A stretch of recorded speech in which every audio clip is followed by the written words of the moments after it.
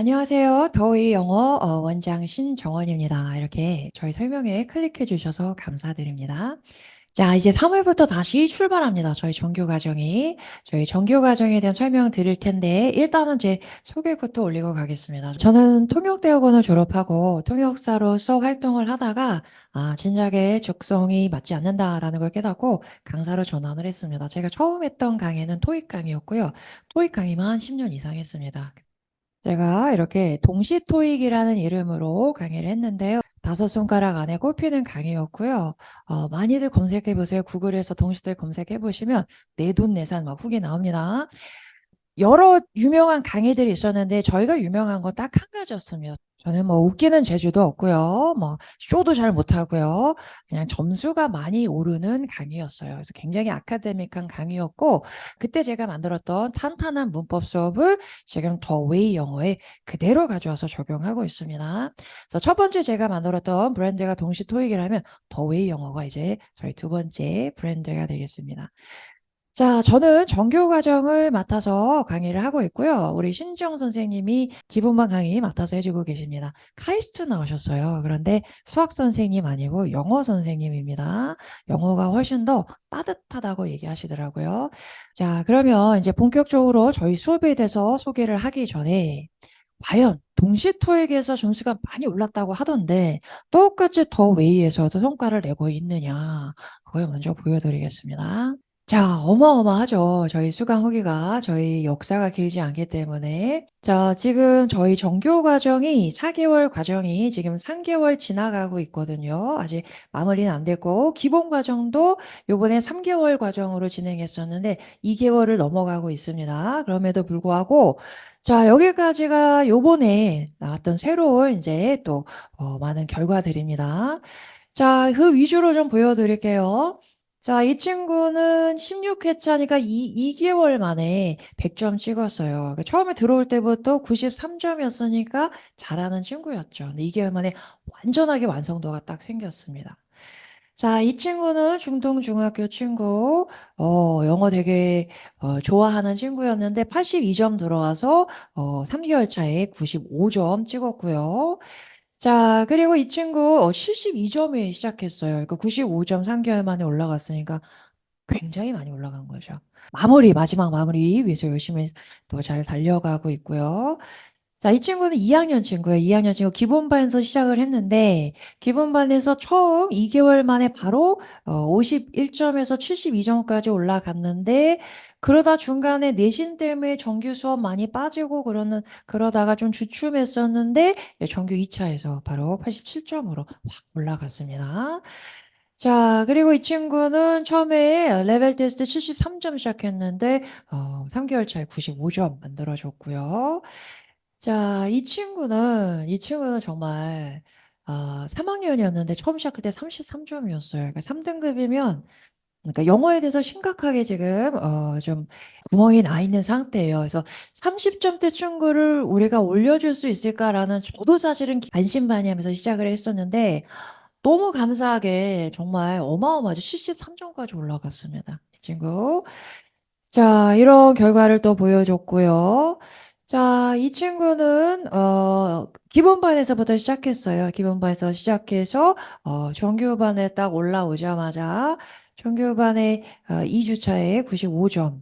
중간에 이 친구 2학년이었기 때문에 정규 과정 다 소화도 못하고 중간 내신 때문에 비는 시간도 많았는데도 빠르게 이렇게 올라와줬고 지금도 열심히 잘하고 있고요. 자, 이 친구는 기본반 친구입니다. 기본반은 아직 시험을 다 보지 않아가지고 결과가 많이 안 나오고 있는데, 단대부중 친구 2학년 친구인데요. 처음에 레벨 테스트에서 원래 54점, 2등급 올라가가지고 13점 이번에 3등급 받았습니다. 이 외에도 이전 역사를 따져보면 굉장히 많은 성과가 나오고 있습니다. 저희도 놀라워요, 사실은. 아이들이 점수 오르는 걸 보면은. 막 2, 3개월 만에 3등급에서 1등급으로 올라가고 하는 일이 그렇게 흔하게 벌어지는 일이 아니에요. 아닌데, 점점 저희가 회를 더해 갈수록 점점 아이들의 점수 향상폭이 더 커지고 있고 더 많은 아이들이 점수가 올라가고 있다는 걸 느끼고 있습니다. 그게 이제 수업 내용이 달라진 건 없습니다. 제가 처음 시작했을 때 하고 강의 내용이나 이런 게 달라진 건 없어요. 그런데 저희가 분석하는 그 이유는 관리인 것 같아요. 관리. 제가 예전보다 숙제를 검사할 때도 훨씬 더 꼼꼼하게 봅니다. 아, 이 친구는 여기서 요게 부족하구나. 그럼 조금 일찍 불러가지고 개인 지도를 조금 해줘요. 그러면 놀랍게도 2회, 3회 만에 그 부분이 굉장히 빠르게 향상합니다. 그리고 시험을 볼 때도 예전에는 아이들에게 채점 막혔는데, 치팅하는 친구들이 꽤 있더라고요. 걷어가지고, 다 복사해서 예배적으로 다 채점하고 있고요. 그리고 틀린 문제는 반드시 남아가지고, 확실하게 복습하고 가도록 깜지 쓰는 거. 이런 관리 툴들이 하나씩 하나씩 쌓여가는 것 같아요. 그리고 매일매일 연구합니다. 저희가 왜 점수가 안 오를까? 어떻게 해야 도와줄 수 있을까? 하는 거를 계속 연구를 합니다. 그리고 또 무엇보다 중요한 건 아이들에게 잘못한 걸 지적하는 것보다는 잘한 거에 대해서 칭찬을 또 밸런스 있게 해주는 게 굉장히 중요하더라고요. 왜냐면 공부하는 게 힘든 작업이기 때문에 저희가 정말 좋은 티칭을 주는 것도 중요하겠지만 사실은 그거보다 더 중요한 게 아이들이 스스로 공부를 해나갈 수 있도록 뭔가 힘을 실어주는 거, 이게 저에게 더 중요한 역할이라고 생각을 해요. 그래서 저희의 궁극적인 목표는 점수라기보다는 바로 아이들에게 스스로 유능감을 가질 수 있도록 키워주는 거, 이게 저희의 가장 중요한 사명이고 목표라고 생각을 합니다. 고등학교 올라가면 더 치열한 경쟁에 아이들이 노출되잖아요. 그때마다 벽에 부딪힐 때마다 스스로 해나갈 수 있다라는 그 확신이 가장 중요합니다. 그래서 아이들에게 영어라는 과목을 통해서 자기가 모의고사 등급이 올라가고 내신 등급이 올라가고 그걸 통해서 내가 되는구나. 내가 여기 좀 부족한데 요거를 해나가니까 이렇게 개선이 되는구나 라는 걸 아이들이 느낄 수 있게 해주는 거. 이게 가장 중요한 것 같습니다. 그걸 위해서 저희가 하루하루 열심히 지금도 달려가고 있습니다. 그러면 뭐 열심히 하는데 선생님들이 도대체 어떤 커리를 가지고 있기 때문에 점수가 이렇게 또 올라갈 수 있을까? 구체적인 설명도 좀 드리도록 하겠습니다. 자, 그 전에 일단 자, 우리 아이들이 초등학교에서부터 대2에 이르기까지 어떤 과정을 통해서 영어 공부를 해나가는지 그 틀을 먼저 한번 보여드릴게요. 자, 이전에 수능이 도입되기 전에 학력평가에서는 문법이 아주 지배적인 시험이었습니다. 그러다 보니까 우리 대한민국 아이들이 문법만 공부하다 보니까 말을 한마디도 못해. 그래서 문법 중요한 게 아니야. 그래서 문법 아웃을 외치고 만들어준 게 이제 수능 영어였어요. 자, 초등학교 때도 문법 중요하지 않습니다. 아이들이 독서, 리딩 많이 하고 원어민 만나서 디베이트 하면서 스피킹 기술 이런 거 연마하고 자, 그런데 갑자기 중학교에 오는 순간 고등학교 내신까지는 문법이 지배하는 시험이 됩니다. 왜냐하면 선생님들이 이런 구술평가라든지 아니면 수능 같은 문제를 낼 수 있는 여력이 안 돼요. 혼자 문제를 내는 거기 때문에 결국 변별력은 만들어내야 되고 그러다 보니까 선생님들이 ing를 ed로 바꿔내고 투부정사를 갑자기 본동사로 바꿔내고 이런 문법 문제에 의존할 수밖에 없게 되는 거죠. 그래서 초등학교 때까지 문법 별로 중요하지 않아 라는 인식을 가졌던 아이들이 갑자기 중학교에 올라와서 중간고사를 보면서 심리적 저항감을 가지는 아이도 생겨납니다.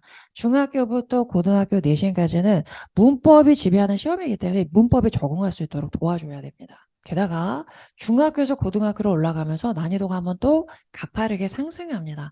자, 어떻게 달라지는지 한번 보여드릴게요.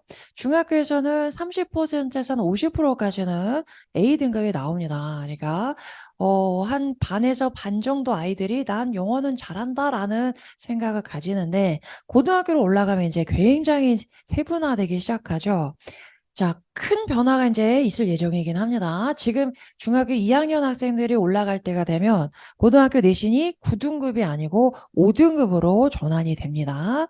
자, 그럼 5등급 기준으로 보여드릴게요. 이렇게 1등급이 10%, 2등급이 24%, 자, 이렇게 나눠지는데, 자, 이전에 1등급과 2등급을 하나로 합쳐놓은 게 이제 앞으로의 1등급이다 보시면 됩니다.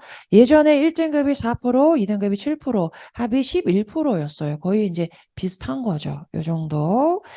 그러면 이제 1등급은 받아야지 수시에서 어느 정도 경쟁력을 가질 수가 있어요. 지금 현재로서는 한 2점대가 되면 인서울 대학에 수시 지원이 가능합니다. 이 지역에서. 자, 그리고 1.00이라는 이런 학점은 평점이 이 지역에서는 존재하지 않았어요. 왜냐하면 전 과목에서 1등급을 받아야 되기 때문에 지방에 있는 학교에서나 가능한 학점이었었는데 자, 이제 5등급제가 되게 되면 이런 1.00의 어마어마한 이 평점이 이제 속출할 것으로 예상이 됩니다. 가능하겠죠. 4%에 들기 위해서 내신을 관리하는 거랑 10% 안에서 모든 과목을 조율해서 관리하는 거랑은 이제 전혀 달라지거든요. 그러니까 내신 싸움이 이제 1점대에서 판가름이 날 거예요. 이제 2점대로 넘어가면 수시 지원은 불가능하다 이제 봐야 되겠죠. 자, 그런데 한 반에 30명이라고 생각하면 1등급이 몇 명이 될까요? 10%니까 단 3명이에요. 3명까지만 1등급을 받을 수가 있습니다. 자, 중학교에서 A를 받았던 학생들이 이렇게 넓게 포진된다는 얘기예요. 그래서 영어 잘했다고 생각했는데 가보니까 이제 3등급 받았으면 이제 내신 싸움에서는 완전히 멀어지는 거죠. 그렇죠? 게다가 시험이 또 굉장히 어려워집니다. 왜 어려워지냐면 내용도 당연히 어렵지만 중학교 때는 중간고사를 볼 때 1과 2과 2과 시험 보고요. 한 과당 문법 포인트가 2개가 나왔어요. 그러니까 내가 문법이 좀 약하다 하더라도 중간고사 대비해서 달달달달 외우면 커버가 가능했습니다. 자, 그런데 고등학교로 올라가면 진도가 첫 시험부터 그냥 전체가 돼요. 대신에 중학교만큼 지저분하게 나오진 않습니다. 중학교는 몇 개 안 되는 문법 포인트 가지고 문제를 내려다 보니까 선생님들이 현대 영어에서 쓰지도 않는 이제 고어에서 쓰는 이런 문법 포인트 막 들고 나오세요. 그런 건 없어져요. 대신에 전체예요. 그러니까 중간고사 대비해서 요번에 내가 문법 공부를 좀 해야지 이건 불가능한 얘기가 됩니다. 그냥 중학교 때 다지고 올라가야지만 고등학교 1학년 1학기 중간고사부터 내신 싸움이 가능하다는 얘기예요. 자, 문제를 하나씩 한번 풀어보겠습니다. 이거는 숙명여중 중간고사 시험 문제였습니다. 이 문제는 포인트가 뭐였냐면요. 조동사 뒤에서 BPP가 나오는 거 이해했느냐? 요게 4개 중에서 한 꼭지였습니다. 자, 한번 볼까요? 1번에 보니까 조동사 나왔고 BPP 나왔습니다. 그리고 오는 전치사죠. 전치사 뒤에 명사가 나와서 전명구는 얼마든지 삽입될 수 있어요. 맞네요. 요게 정답이 됐습니다. 자, 그럼 오답도 같이 한번 살펴보겠습니다. 조동사 나왔고요. 자, BING 아니죠. BING는 능동이기 때문에 뒤에 명사, 목적어가 나와야 됩니다. 틀린 문장이고요.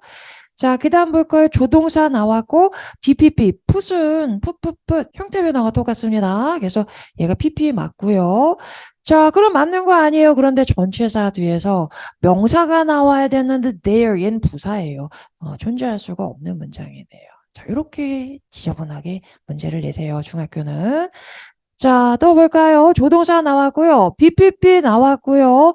전면국 깔끔하네요. 얘도 되는 거 아니고요. spread는 spread하고 불규칙 변화합니다. 일이 붙을 수가 없습니다. 자, 이렇게 놓치기 쉽게 함정이 좀 약간 지저분하게 팔 수밖에 없어요. 선생님들이. 몇 개 안 되는 문법 포인트 갖고 변별력을 내야 되다 보니까 자, 마지막 것도 보겠습니다. 조동사가 나왔고 BPP 나와야 돼. 쿡은 규칙 변화입니다. ED가 돼야 됩니다. 그래서 틀린 문장. 자, 요런 게 이제 중학교 내신이에요. 고등학교 내신을 한번 보여드리겠습니다. 자, 요렇게 나와. 일단 어질하게 급밥도 많고요. 자, 요 질문은 모의고사 질문을 선생님이 발췌하신 거예요. 수업 중에 당연히 공부한 질문입니다. 자, 어떻게 풀어가는지 한번 보겠습니다. 자, 1번에는 봤더니 some critics worry 한 다음에 what이 나왔어요. 이제 이 정도 훈련이 되어 있어요. what이 나오면 what은 명사를 대신하기 때문에 뒤에 명사가 빠져있는 풀안전한 절이 나오는지 꼭 확인해야 됩니다. 자, 근데 인터넷하고 주어 나왔고요. is ing 동사 나왔고 horizons하고 목적어 나왔으니까 완전하네요. 틀렸네요. 이렇게 확인하고 가는 거예요. 2번에 가서 볼까요? We'd like to have 했는데 동사가 나왔는데 opinions하고 confirm하고 동사가 또 나왔습니다. 자, 가능해요. have는 사역동사이기 때문에 그런데 사역동사일 때 원형만 나올 수는 있는 건 아니고 PP가 나올 수도 있습니다. 자, 이게 문제 포인트예요. 원형이냐, PP냐. 자, 요거는 목적어하고 의미상 관계 따지면 됩니다. confirm은 확인하다니까 의견이 확인하다 아니죠. 의견을 확인하다. 뭐뭐를 목적어 동사 관계일 땐 PP를 써줘야 됩니다. 틀렸네요. 자, 3번이 정답이 됐습니다. with an end up 하고 in 전면구가 이렇게 펼쳐진 문장이었고요. 자, 4번에 가서 볼게요. You believe, 너는 믿습니다. 데디아를. 자, 대 뒤에서 완전한 절이 나와야 돼요. 자, 그럼 주어 나와야지 명사 보려고 하니까, ing가 나왔어요. 동명사 주어네요. 동명사는 명사 자리에 나올 수 있습니다. 자, 동명사는 준동사이기 때문에 뒤에 목적어 나왔고, 자, 이렇게까지 묶어가지고 덩어리 명사 주어가 됐네요. 자, 너무 많이 나오는 문제 포인트입니다. 동명사 주어는 항상 단수 취급한다. are 아니고 is 돼야 되는 거죠. 틀렸네요. 자, 마지막 문장까지 보겠습니다. 마지막에는 뭐가 나왔냐면, 자, 여기 end가 나왔네요. end가 나오면 항상 그 바로 뒤에 나오는 아이의 품사 형태를 보고 똑같은 애가 앞에 있는지 병렬 구조 성립하는지 확인해야 됩니다. 자, finding은 동사에 ing 붙였는데요. 앞에 없습니다. 동사는 이렇게 나왔는데 can 뒤에 나왔기 때문에 동사 원형이 나와야 되는 거죠. 틀렸네요. 자, 이런 문제를 풀기 위해서 다 달달달달 외우고 가면 되는 거 아닌가요? 달달달 외우고 간다고 해서 시험장 가서 and 뒤에서 분명히 find였는데 finding 잘 이렇게 풀어낼 수는 없어요. 이런 기억력을 가지고 있는 사람은 존재하지 않죠. 그래서 이 문제는 시험장에 가서 문장을 보면서 문장 구조가 그 상황에서 분석이 돼야 돼요. 여기서 what 나왔네 이런 포인트 당연히 기억이 돼야 되고 자, 여기서 have 동사는 보자마자 사역동사라는 게 기억이 날 거예요. 이 지문은 공부했으니까. 자, 그러면서 확인해 나가는 거예요. 자, 그래서 문장 구조가 그 자리에서 보여야 이런 문제를 풀어낼 수가 있다는 얘기죠. 대충 단어 가지고 두리뭉술하게 해석하는 것 가지고는 어법 문제는 뛰어넘을 수가 없습니다. 자, 게다가 모두가 이제 두려워하는 서술형 문제도 한번 풀어보겠습니다. 자, 이 문제는 이 지문을 읽고 이 지문은 이미 알고 있는 지문입니다. 자, 이 요지를 하나의 문장으로 요약해라 라는 문제였습니다. 자, 앞에는 선생님이 조금 제시를 해주셨습니다. 한번 읽어볼게요. 자, 처음부터 또 동명사 주어 놨습니다. Making a small request. 작은 요청을 하는 것은 자, 그런데 어떤 요청이냐면 뒤에서 형용사절이 이렇게 꾸며주고 있습니다. 사람들이 자연스럽게 수락할 만한 작은 요청을 하는 것. 야, 친구야, 나 100원만 줘. 뭐 이런 건 들어줄 수 있잖아요. 이렇게 작은 요청을 하는 것은 나중에 그 사람한테 큰 요청을 했을 때 큰 부탁도 들어줄 수 있는 가능성을 높여준대요. 처음에 100원만 줘 그랬으면 나중에 야, 한 100만 원만 줄래? 그래도 가능성이 높아진다는 얘기예요. 자, 그런 얘기가 나왔습니다. 그럼 영작을 할 건데 자, 보기에 있는 단어를 가지고 넣으면서 하겠습니다. 자, 처음에 뭐 나와야 될까요? 작은 요청을 하는 것은 큰 요청을 들어줄 가능성을 높여준다. 높여준다니까 increase 동사 쓰면 되겠네요. 그래서 increase 가지고 왔어요. 자, 잘 썼다 했으면 틀렸어요. 자, 조금 전에 나온 유형과 똑같습니다. 동명사 주어는 뭐 취급한다? 단수 취급한다. S 붙여야 돼요. 그러니까 결국 서술형 문제는 전부 문법 문제다. 이렇게 보시면 되겠습니다. 자, 그 다음에 큰 부탁을 들어줄 가능성, 가능성이니까 여기 the chances of 하고 쓰면 되겠네요. the chances of 하고 쓰고 그 다음에 큰 부탁을 들어줄, 수락할, accept를 써야 되는데 전치사 되니까 동명사 써줘야 되겠네요. 자, 그 다음에 큰 요청, big request 이렇게 들어갑니다. 자, increase 나왔고요. the chances of accepting a big request. 자, 남은 거 afterwards는 부사니까 나중에 문장 끝에 넣어주면 됩니다. 자, 그런데 하나가 더 남아 있습니다. 요것 때문에 이 문제가 만점짜리 문제가 됐어요. 자, there는 소유격이라고 부르죠. 소유격 my, your, his, their 이렇게 뒤에는 항상 명사가 나와야 됩니다. 그러면 우리는 명사를 찾아서 그 앞에 their를 넣어주기만 하면 되는 거 아닌가요? 자, 그런데 여기 한번 보겠습니다. translate하고 첫 번째 명사가 나왔는데 앞에 이미 관사가 있어요. my, book. 안 되죠? 관사랑 소유격은 같이 쓸 수는 없습니다. 자, 그러면 다른 명사를 또 찾아보겠습니다. request 나왔네요. 그런데 여기도 어가 있네요. 관사가 들어갈 수가 없어요. 명사는 끝났는데. 자, 그러면 their 자리는 어디냐? 자, 여기에요. their accepting. 동명사도 소유격의 수집 안 되고요. 자, 이건 뭐냐?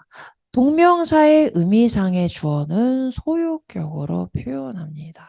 와주셔서 감사합니다. Thanks for coming 그랬어요. 와주셔서 감사합니다. 그런데 다른 분들 말고 여러분들이 와주신 거 할 때 Thanks for your coming. 동명사 앞에 의미상에 온 건데 누가 여러분이 와주신 거. 그때는 소유격을 씁니다. 굉장히 난이도 높은 문제였네요. 그래서 결국은 서술형이나 어법 문제는 암기로 극복할 수 있는 영역이 절대 아닙니다.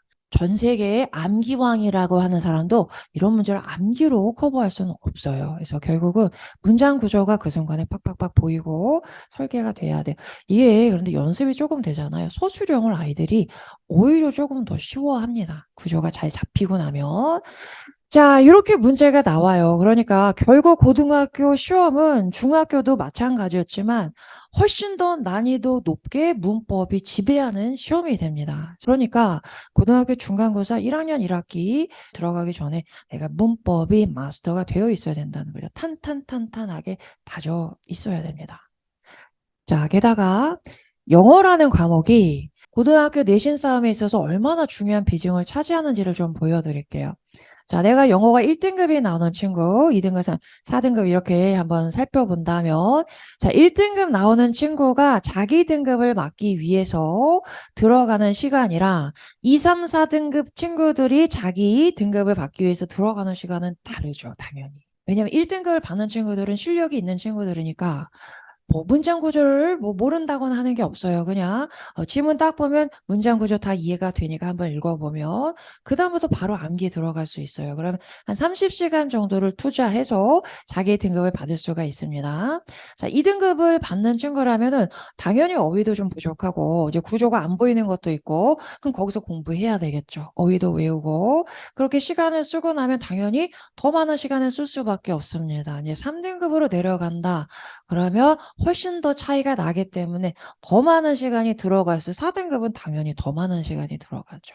자, 만약에 내가 2등급을 받는 친구인데 내가 여기서 이 시간을 가지고 1등급으로 올라가겠다 그러면 훨씬 더 많은 시간을 투자해야 되는 거죠. 그래야 올라갈 수 있습니다. 자, 그러면 뭐 한 80시간 투자하면 되는 거 아닌가요? 자, 그런데 영어만 공부하는 게 아니잖아요. 중학교보다 고등학교 가면 과목 숫자도 많아지고 영어라는 과목은 뭐냐면 내가 영어 실력이 다져져 있지 않은 친구들한테는 너무너무 부담스러운 시험이에요. 외워야 될 게 너무 많고 이해되지 않는 것도 너무 많고 그런데 영어가 탄탄하게 다져져 있는 친구들은 오히려 내가 고등학교 1학년 모의고사 100점이 나와 그러면 우리 신정 선생님하고 저하고 늘 이렇게 얘기하는데 100점이 나오는 친구들은 120점의 실력을 가지고 있는 거예요. 그러니까 고1 모의고사 정도라면 확실한 장악력을 가지고 있는 친구들이죠. 그런 친구들은 내신에 바로 들어가서도 어느 정도 다 완성도 있게 문제를 풀 수 있는 친구들이에요. 그러면 이 친구들은 당연히 영어 내신 준비에 시간을 세이브할 수 있고 그러면 그 시간을 다른 과목에 또 투자할 수가 있는 거죠. 네, 영어가 약하면 영어가 그렇게 괴롭습니다. 외워지지도 않고요. 외교처럼 느껴지기 때문에. 그래서 영어를 다져놔야 고등학교 내신 싸움에서 훨씬 유리한 고지를 점할 수가 있습니다. 자, 그러면 고등학교 가서 영어 시험을 팍팍팍 쌓으면 되는 거 아닐까요? 자, 이론적으로는 가능한데요. 우리 아이들이 이제 고등학교 올라가면 어떤 12개월의 1년의 시간을 보내지를 한번 정리를 해보겠습니다. 자, 올라가면 이제 그 무시무시하던 중간고사가 4월 말에 있습니다. 그러면 6주 동안은 거의 순삭이죠. 통암기의 시간이 지나갑니다. 자, 끝나고 조금 숨 돌릴만 하면 7월 이제 기말고사가 다가옵니다. 또 6주의 시간이 날아갑니다. 그리고 방학하죠. 방학하고 조금 이제 지나면 다시 또 이제 중간고사입니다. 그러면 또 6주의 시간 8월 말부터 시작해서 준비 들어갑니다. 그리고 기말고사, 12월 기말고사 6주의 시간이 이렇게 날아갑니다. 그러면 6개월 이상의 시간이 날아가요. 그럼 남는 시간 5월, 10월 이런 시간들은 또 할 일 많습니다. 뭐 경신대회도 해야 되고요. 동아리 활동 참여해야 되고요. 그러니까 결국 남는 시간은 방학밖에 없어요. 여름방학, 겨울방학. 자, 그런데 여름방학은 중학교 때도 마찬가지지만 뭔가 시작하려고 하다 끝나는 굉장히 짧은 기간이에요. 뭔가 여기서 역사를 쓰기는 쉽지가 않습니다. 자, 우리에게는 그래도 겨울방학이 있습니다. 똘똘한 친구들은 이제 기말 끝나자마자 이제 돌입 들어가요. 그래서 내가 부족한 부분 요거를 내가 확실하게 요번에 겨울방학 동안 처리를 하겠다. 그러면 3개월의 시간이면 얼마든지 내가 따라잡아 역전도 할 수 있고 역사를 새로 쓸 수 있는 시간입니다. 자, 그런데 고등학교 올라가서 겨울방학이 몇 번 있나요? 단 2번 있죠. 고1 겨울방학, 고2 겨울방학, 그리고 수능입니다. 자, 그러면 요 시간에 벌써 그림이 딱 그려지네요. 우리는 무슨 과목을 공부하고 있을까요? 우리가 수학을 위해 달려갑니다. 영어가 설 자리는 없습니다. 영어 실력을 올리면 좋아요. 고등학교 때 공부하면 훨씬 짧은 시간에 효율적으로 공부할 수 있어요. 아이들이 인지능력, 사고능력이 훨씬 성장해 있기 때문에 네, 영어라는 과목이 하루에 1시간씩 10달을 공부하는 것보다 이건 별로 효율적이지가 않아요. 하루에 10시간 한 달 동안 공부하는 게 훨씬 효율적인 과목이에요. 그래서 아주 단기간 인텐시브하게 공부해주는 시간이 필요한데 고등학교 올라가면 그 시간을 확보한다는 게 불가능합니다. 자, 그래서 결국은 제가 고등학교 선생님들한테 여쭤봤더니 제가 이렇게 여쭤봤어요. 고등학교에 들어와서 만 3등급 받았던 친구가 1등급으로 치고 올라가는 경우가 있냐고 물어봤어요. 그랬더니 단발성으로는 있대요. 한 번 정도. 근데 그리고 나서 다시 자리 찾아간대요. 그래서 이구동성 하시는 말씀이 뭐냐면 들어갈 때 점수가 결국은 나올 때 점수래요. 아주 잔인하게도 뭐 영어에 있어서만큼은 고등학교가 영어를 배우는 곳이 아니고 그냥 영어 실력을 아이들의 실력을 평가하는 기관이 되고 있어요. 그래서 고등학교 올라갈 때부터 문법은 완벽하게 다져놓고 들어가야지만 내신 싸움이 가능합니다. 그래서 저희 더웨이 영어에서는 중2, 중3을 대상으로 고등 영어를 준비를 시키고 있어요. 그러면 당연히 중학교 시험은 굉장히 쉬워져요. 지금 저희 반 친구들도 저희 공부하는 게 고등학생 과정이니까 좀 어렵잖아요. 내신 준비 기간 되잖아요. 되게 좋아요. 쉬워지니까. 네. 그래서 내신 준비는 그냥 덤으로 얹혀지는 거다 보시면 되고요. 자, 이때 준비해야 됩니다. 착실하게 고등학교 영어 준비 잘 해서 우리 고등학교에 보내야 되겠습니다. 자, 그러면 이제 조금 더 깊이 있게 들어가서 고등학교 영어가 어떤 거고 어떻게 준비해야 되느냐 이거를 한번 살펴보도록 하겠습니다. 자, 고등학교 영어는 투 트랙이다 라고 했습니다. 내신이 그 한 축이 되겠고요. 그리고 모의고사가 이제 또 다른 한 축이 됩니다. 두 가지 시험은 전혀 성격이 다릅니다. 아이들의 성향에 따라서 대부분이 한쪽이 강하고 한쪽이 약해요. 대부분이 둘 다 강한 친구들은 사실 거의 없습니다. 그래서 빨리 자기가 부족한 부분을 메워야 해요. 자기가 부족한 부분은 자신이 없으니까 보통 아이들이 회피하거든요. 빨리 밸런스를 맞춰줘야 됩니다. 자, 내신하고 모의고사가 내용 자체는 같습니다. 이제 모의고사 지문과 같은 그런 유형이 나오고요. 자, 그런데 접근 방식은 완전히 달라집니다. 아까도 보여드렸지만 어법 문제, 서술형 굉장히 디테일하게 들어가는 시험이 되겠습니다. 자, 모의고사는 문법 거의 중요하지 않고요. 디테일한 거 중요하지 않습니다. 작가가 이 문장 안에서 무슨 얘기를 하고 있는지 간단하게 요약해내는 능력, 요게 굉장히 중요해요. 그래서 각각의 문장을 요약을 해서 그런데 전체적으로 보니까 이런 식으로 논리가 흘러가는구나. 그러니까 작가의 주장은 이거구나. 그래서 전체의 글의 대의를 파악하는 거, 이게 굉장히 중요합니다. 그래서 세밀하고 꼼꼼한 친구들이 내신을 잘하고, 꼼꼼한 거 별로 못 보는데 눈치 빠르고 크게 볼 줄 아는 친구들이 모의고사를 잘합니다. 자, 그런데 일단 내신 싸움을 위해서도 고1 모의고사 기준으로 빨리 100점을 만드는 건 굉장히 중요합니다. 자, 왜냐면 내신 문제 유형이 크게는 이렇게 변형 문제, 어법, 서술형으로 나뉘기 때문이에요. 그러니까 변형 문제라고 하면 선생님이 수업 시간에 나눠주실 때는 얘가 빈칸 추론 문제였는데 시험에 막상 낼 때는 선생님이 순서 문제로 변형하세요. 아니면 순서 문제였는데 주제 문제로 간다거나 그리고 중간중간에 문장도 좀 바꾸기도 하십니다. 자, 요런 문제가 한 80% 그리고 나머지 어법 서술형이 한 20% 그럼 당연히 이제 여기서 더 어렵겠죠. 자, 그래서 변별력은 당연히 1등급 변별력이 여기서 만들어지긴 하지만 그럼에도 불구하고 변형 문제에서 틀리는 친구들도 꽤 많이 있습니다. 그러니까 내가 고1 모의고사 100점이 나온다 그러면 선생님이 어떻게 바꿔놔도 그냥 그 당장에서 보고 풀 수 있어요. 모의고사는 처음 본 지문 가지고 푸는 능력이니까요. 그래서 빨리 모의고사 능력을 올려놓는 것도 굉장히 중요합니다. 자, 그런데 이렇게 내신이건 모의고사건 굉장히 공통적으로 중요한 요소가 있어요. 그게 뭐냐면, 뼈대 바르기. 뼈대 바르기라는 건 뭐냐면, 저희 더 웨이 영어에서 연습시키고 있는 문장 구조를 파악하는 툴이에요. 연습 툴. 그러니까 문장 구조를 파악할 수 있는 능력은 내신에서나 모의고사나 둘 다 굉장히 중요합니다. 그래서 저희 학원에 들어오면 첫날부터 뼈대 바르기가 뭐냐 설명하고 그리고서 끝나는 날까지 뼈대 바르기 연습을 합니다. 그게 뭔지 잠깐 좀 간단하게 한번 보여드릴게요. 자, 뼈대 바르기는 영어의 문장 구조를 분석하는 툴이라고 했습니다. 영어 문장은 우리말하고 틀려요. 구조가 어떻게 틀린지를 알아야 아이들이 영어에 빨리 적응하겠죠. 자, 간단하게 한번 살펴보겠습니다. 영어 문장은 주어로 시작한다. 이거는 우리말하고 똑같습니다. 그런데 우리말하고 다르게 영어는 동사가 먼저 나와요. 나 했다. 그 다음에 뭐뭐를 목적어가 뒤에 나옵니다. 그렇죠? 자, 주어 자리에는 students, 학생들이, 그 다음에 읽었다, 읽는다, 동사가 먼저 나오고 책을 목적어 뒤에 나오는 거죠. 그죠? 요렇게 차이가 있습니다. 자, 그런데 주어, 동사, 목적어보다 영어에서 더 중요한 게 품사 개념이에요. 품사를 모르고 영어 실력을 쌓는다 불가능합니다. 자, 품사 개념을 조금 적용해 보겠습니다.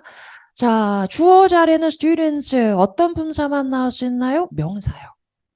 자, 목적어 자리에 books하고 나왔잖아요. 목적어 자리에도 역시 명사만 나올 수 있습니다. 동사 자리에는 동사에는 품사 이름하고 문장 성분 이름하고 똑같습니다. 그래서 영어 문장은 두 개의 명사와 하나의 동사로 구성된 거, 요게 영어의 문장이에요. 자, 그런데 명사는 똑같아요. 동사 앞에, 동사 뒤에. 근데 우리말로 해석할 땐 달라져야 됩니다. 자, 요게 이제 영어의 규칙 넘버 원인데, 자, 명사가 주어 자리에 나왔다 그러면 반드시 주어스럽게 해석해 줘야 돼요. 학생들이, 학생들은 하고, 자, 명사가 나왔는데 동사 뒤에 나왔어. 그러면 책이 하면 안 되겠죠. 책을 하고 목적격 조사 붙여줘야 돼요. 자, 요거 간과해서 헤매는 친구들 아직도 너무 많습니다. 굉장히 철저하게 계속 훈련을 시켜줘야 돼요. 자, 그런데 이렇게 영어 문장이 간단하다면 영어가 어려울 사람 아무도 없겠죠. 세 개 단어 끝. 그죠? 자, 그런데 어쩔 때는 영어 문장이 특히 모의고사 보면 세 줄, 네 줄 엄청 길어집니다. 자, 왜 길어지는지 그 이유를 파헤쳐 보겠습니다. 자, 명사, 동사 얘네들은 하나라도 없으면 문장이 성립하지 않는 뼈대 요소예요. 필수 요소예요. 그래서 뼈대라고 불러보겠습니다. 자, 그런데 여기다가 조금 더 말을 구체적으로 꾸며주기 위해서 있어도 되고 없어도 되는 살이 붙기 시작합니다. 자, 명사를 꾸며줘야 나는 재미있는 책을 읽습니다. 그럴 때 형용사가 붙어요. 자, 학생들이 읽는데요. 열심히 읽습니다. 동사를 꾸며줄 때 부사가 붙습니다. 부사는 형용사를 꾸며줍니다. 굉장히 재밌는 가능하죠. 굉장히 열심히 부사도 꾸며주고요. 다행스럽게도 학생들이 책을 읽습니다. 문장 전체를 꾸며주기도 하고요. 아니면 문장 끝에 나와서 동사를 꾸며주기도 합니다. 자, 이렇게 사방에 부사, 형용사 중간에 끼어드니까 누가 동사고 누가 주어고 목적어야. 요게 헷갈리는 거예요. 그래서 지금 아직까지도 단어를 외우는데 품사를 생각 안 하고 외우고 있다. 빨리 방향 전환을 해야 됩니다. 그래서 형용사 부사다 그럼 발라내는 거예요. 그러면 명사, 동사, 명사 세 개의 단어다 그러면 영어가 쉬워지는 거죠. 핵심 의미는 뼈대 문장이 담고 있습니다. 그래서 빨리 뼈대를 발라내는 연습을 해주셔야 됩니다. 자, 그런데 형용사 부사가 붙는다고 막 10개씩 붙는 것도 아닐 텐데 문장이 3줄, 4줄 길어지는 건 아직은 이해가 안 갑니다. 자, 결정적인 이유가 한 가지가 더 있습니다. 자, 주어 자리에는 명사가 나와야 된다 그랬습니다. 그런데 명사 자리에 덩어리 명사가 나오기도 해요. 몇 개의 단어가 합쳐서 덩어리 명사, 명사구라고 부릅니다. 자, 더 길어지는 애도 있습니다. 그건 명사절이라고 붙어요. 자, 명사 자리에 목적어 자리에 명사 대신 명사절이 나왔어. 주어 자리에 명사절이 나왔어. 이러면서 문장이 길어지는 거죠. 자, 거기서 끝나는 게 아니고요. 형용사 자리에 형용사 구가 나오고요. 형용사 절이 나오면서 길어져요. 게다가 우리말하고 차이가 형용사구나 형용사절은 길기 때문에 명사 앞에 못 나오고요. 명사 뒤에서 앞에 있는 명사를 꾸며줍니다. 그러니까 우리는 해석할 때도 뒤에부터 끌어오는 해석, 뒤에를 먼저 해석해야 돼요. 순서가 왔다 갔다. 당연히 헷갈릴 수밖에 없는 거죠.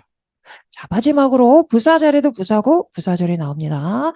자, 그럼 이 자리에 부사 대신에 부사구, 부사절이 나오는데 하나만 나올 수 있는 게 아니에요. 부사줄 3개, 4개 무한대입니다. 이렇게 들어가면서 문장이 엄청 길어지는 거죠. 그런데 아무리 길어져도 우리가 구는 국기를 묶어서 하나의 덩어리로 명사하고 똑같이 취급하는 눈이 생긴다면 자, 절은 좀 쉽습니다. 절, 주어, 동사, 목적어 나오면 절이라고 하는데요. 그 앞에 명사절 접속사가 나오면 묶어서 명사절이 되는 거예요. 자, 이 묶어서 하나의 명사로 내가 인식할 수 있다면 문장이 별로 복잡할 게 없다는 얘기예요. 요게 뼈대 바르기의 핵심입니다. 그래서 구는 국끼리 묶어가지고 덩어리로 인식. 앞으로 접속사가 나왔다 그럼 접속사 끼고 있는 절은 묶어서 덩어리로 인식하는 거. 요게 뼈대 바르기의 핵심입니다. 자, 다시 한번 보여드릴게요. 자, 앞으로 문장은 명사, 형용사, 부사 이렇게 분리가 돼야 됩니다. 그런데 복잡한 이유가 명사, 형용사, 부사, 구가 나와요. 덩어리들. 아니면 명사, 형용사, 부사, 절이 나오면서 문장이 복잡해집니다. 절은 좀 쉽다고 했습니다. 주어, 동사, 목적어 나왔는데 접속사 나와서 그럼 묶어서 덩어리 취급합니다. 명사절 접속사가 나오면 명사절이고요. 부사절 접속사가 나오면 묶어서 부사절이 되는 거예요. 자, 그러면 이제 제일 모두가 어려워하는 구 개념을 보겠습니다. 영어에서 구를 만들 수 있는 방법은 딱 2개밖에 없습니다. 첫 번째는 전치사가 명사 앞에 나왔다. 묶어서 덩어리 인식합니다. 우리는 전명구라고 부릅니다. 자, 두 번째 준동사구. 영어의 동사는 절에서 하나밖에 못 씁니다. 이렇게. 자, 접속사가 있으면 절은 또 나올 수 있기 때문에 동사가 늘어나요. 접속사가 없으면 동사는 또 쓸 수가 없습니다. 그런데 저는 동사를 꼭 써야만 하겠어요. 그럴 때 동사에 준하는 준동사를 쓰는 거예요. 영어의 준동사는 3개밖에 없습니다. 투부정사, ing, pp. 자, 앞으로 이제 문장에서 투부정사, ing, pp가 보이면 묶는 거예요. 뒤에 동사의 성질을 가지고 있어서 목적어도 나옵니다. 뒤에 막 전면구가 따라 나와요. 그러면 한꺼번에 묶어가지고 덩어리로 인식합니다. 자, 요 연습이에요. 이렇게 해서 복잡한 문장을 자꾸 단순화시키는 눈을 길러내는 거. 이게 뼈대 바르기 연습입니다. 자, 그러면 문장에 한번 적용을 한번 해보겠습니다. 우리 아까 전에 진선요거 문제 중에서 어법 문제 풀어본 거 있죠? 그 문제를 어떻게 뼈대 빠르게 하는지를 한번 보여드리겠습니다. 자, 우리가 묶어야 되는 게 3가지가 있다고 말씀을 드렸어요. 전치사로 시작하는 전명구, 준동사, 투부정사, ing, pp로 시작하는 준동사구. 자, 그 다음에 접속사 나왔어. 접속사 끼고 있는 절 묶어서 덩어리로 인식합니다. 자, 들어가 보겠습니다. 자, 처음에 if하고 나왔습니다. 얘는 접속사죠. 접속사. 자, 그럼 크게 묻겠습니다. 그런데 중간에 콤마하고 for example 전면구가 삽입됐어요. 자, 전면구 삽입됐으니까 잠깐 빼고 생각하면, 자, 주어 나왔고요. 동사 나왔고, 자, 목적어 자리에 대수로 시작하는 명사절이 나왔네요. 대절은 명사절이니까 목적어 자리에 들어올 수 있습니다. 자, 깁니다. 명사절이 여기 세 번째 줄까지 연결이 됐고요. 그러면 여기까지 묶어서 더 크게 묶어서 if가 이끄는 부사절도 여기까지입니다. 자, 그리고 나서 뒤에 주어, 동사, 목적어. 네가 시간을 쓴다. 온라인에 있는 무리들과 시간을 쓴다. 쓸 수 있다. 요게 이제 주절이죠. 자, 그러면 간단히 보면 if절은 이렇게 해석이 되죠. 네가 데디아를 만약에 믿는다면 너는 시간을 쓸 수 있습니다. 이런 얘기예요. 자, 근데 대절이 굉장히 복잡했습니다. 대절 안에 들어가서 쭉 구체적으로 한번 살펴볼게요. 자, 명사절 접속사 대은 뒤에 완전한 주어 동사 목적어 절이 나와야 됩니다. 자, 그럼 주어 자리엔 명사만 나올 수 있다 그랬어요. 그런데 보니까 어라 ing가 나왔네. 그럼 동명사 묶어줍니다. 동명사는 준동사죠. 자, ing 나왔어? 그러면 당연히 뒤에 목적어 나옵니다. The paleo diet 하고 나왔고요. 자, 그 뒤에 전명구도 같이 묶으라 그래서 of our hunter gatherer and sister까지 묶어가지고 자, 얘가 주어 역할을 했습니다. 아까 얘기했던 중요한 포인트 있었습니다. 동명사 주어는 뭐 취급한다? 단수 취급. 그래서 이게 틀렸던 거죠. is하고 바꿔줘야 됩니다. 자, 그럼 동사가 나고 비동사 뒤에 나오는 애는 우리가 목적어 아니고 보라고 부르죠. 편에 끝났네요. 그리고 전면구가 이렇게 뒤따라 나온 구조예요. 자, 해석까지 한번 해보겠습니다. 일단 명사절 안으로 들어가서 볼게요. 자, 명사절 안에서 끝에 여기서부터 들어가 볼게요. 헌터 게더러라는 거는 수렵 채집인이죠. 그러니까 호모사피엔스에서 유발 하라리가 얘기했던 농업혁명 이전의 인류를 얘기해요. 그때는 농사를 짓지 않았기 때문에 우리가 산으로 둘러가서 막 따먹고 그리고 사냥하고 이랬던 시기의 인류를 얘기합니다. 자, 수렵 채집인 조상이 팔리오 다이어트를 채택하는 것이 건강과 행복으로 가는 길이다라고 만약에 네가 믿는다면 너는 인터넷에 있는 많은 무리들과 너의 시간을 함께 쓸 수 있습니다. 자, 요 글은 앞뒤 흐름이 이런 얘기였어요. 팔리오 다이어트에 대해서 먼저 말씀을 좀 드리면 아주 요즘에 미국에서 추종하는 사람들이 이제 늘고 있어요. 우리가 농업혁명 이후에 곡식을 많이 먹으면서 탄수화물 때문에 당뇨에 걸리고 당뇨로 인해서 모든 합병증이 생기는 거죠. 그래서 곡식을 최소화하고 그 이전에 과일이나 아니면 육류로 대부분의 우리 시기를 채워나가는 이런 다이어트 좀 극단적이죠. 그죠?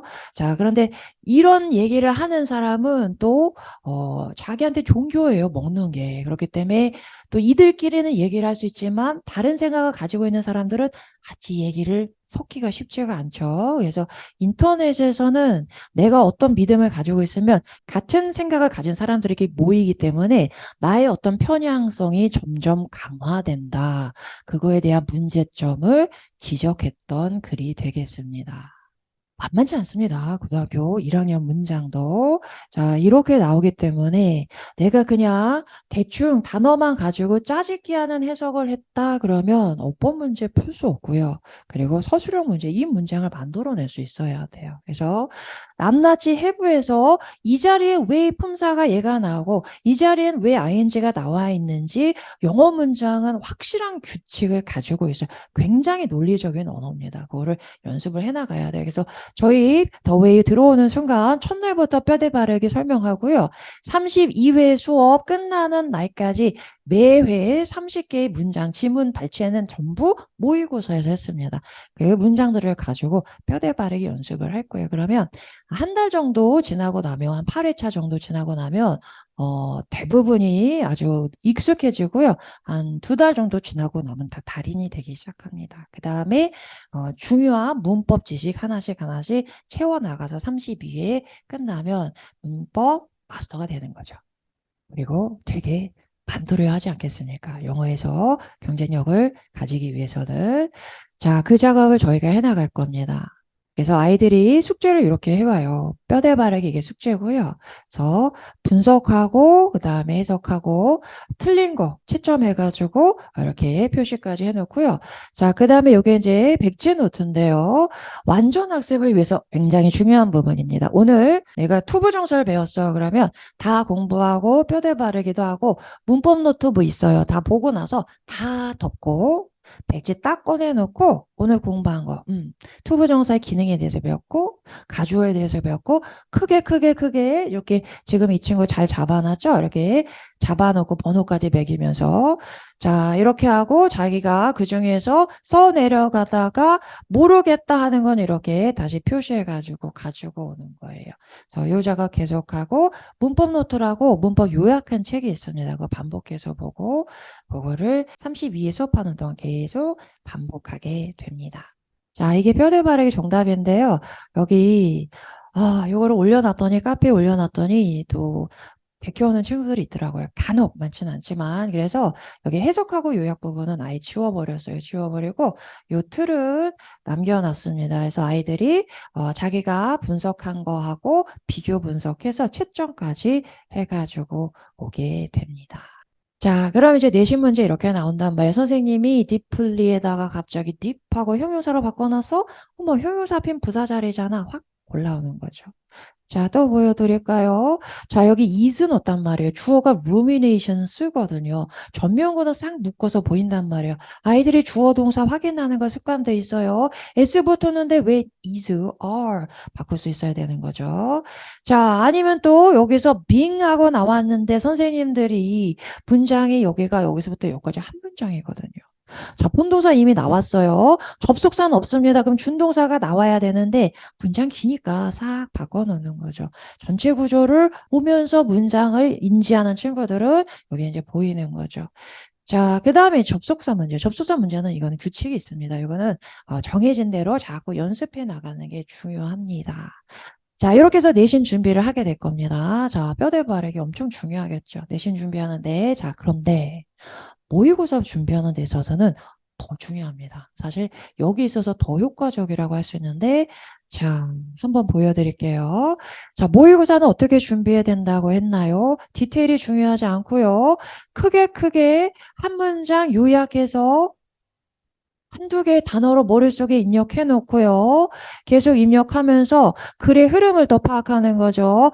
아, 이건 재진술이구나. 아, 여기서 지금 반론을 제기했네. 아, 여기서 다시 한번 요약해 주고 있구나. 그러면 작가의 주장은 요거구나. 이렇게 파악하는 게 중요합니다. 그래서 두 가지 단계인데요. 다시 좀 우리 확 와닿을 수 있도록 한국말로 한번 설명을 드려볼게요. 자, 요런 수준의 수능에서 요런 수준의 문장들이 나와요. 제가 한번 읽어보겠습니다. 엔젤라 MG 코빅 박사가 이끄는 세계 영양학회에서 2023년 발표한 연구 결과가 보여주듯이 채소 섭취의 빈도 및 비중 확대가 우리 건강에 미치는 긍정적 영향은 절대 간과해서는 안 될 수준에 이른다. 다 읽었는데 머리에 남는 내용이 없어요. 자, 이거보다 훨씬 더 추상화 같은 얘기가 수능엔 등장을 합니다. 자, 그럼 모든 디테일에 끌려다니면 승산이 없다는 얘기예요. 그래서 부차적인 정보는 자꾸 지워주시고 뼈대 위주로 요약해 줘야 됩니다. 자, 볼게요. 엔젤라 MG 코빅 박사. 이 박사 이름 중요 안 하죠. 괜히 읽으면서 발음 꼬이고 뭐지 하면서 멈칫멈칫 시간만 흘러가는 거예요. 자, 지워주시고 자, 연구 결과가 보여주듯이 결과가 중요한 거지 언제 발표했느냐 이런 건 중요하지 않습니다.